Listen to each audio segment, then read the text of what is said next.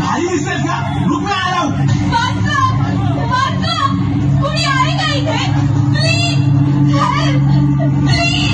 हा भाग रही हो. इथे कोणी पण तुझ्या मदतीला येणार नाही. ऐकम सगळ्यांच्या सगळे बहिरे झालेत का? वाचवा हो कुणीतरी. फक्त खिडक्या बघून तमाशा काय बघताय?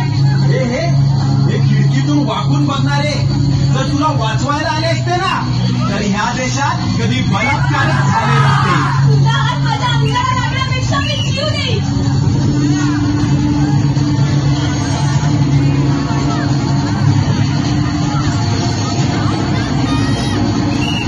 माझ्या आजूबाजूला कुणीच वर्ग नाहीये का?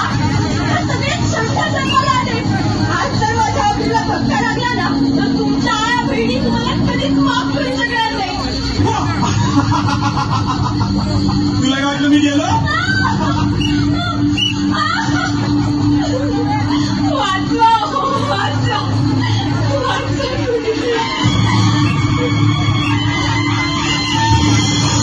जगदंब जगदंब दिल्लीचे तख्त राखणाऱ्या महाराष्ट्रातून हा कसला आवाज?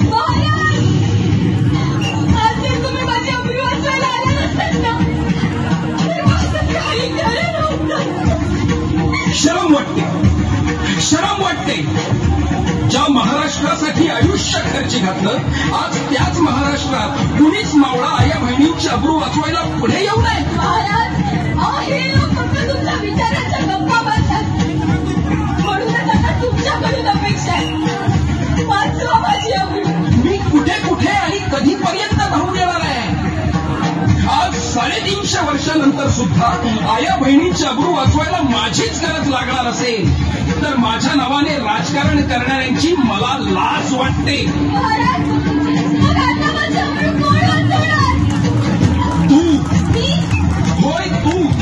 आता महाराष्ट्रातील प्रत्येक महिला भगिनी ह्या काळात स्वतः छत्रपती होणार.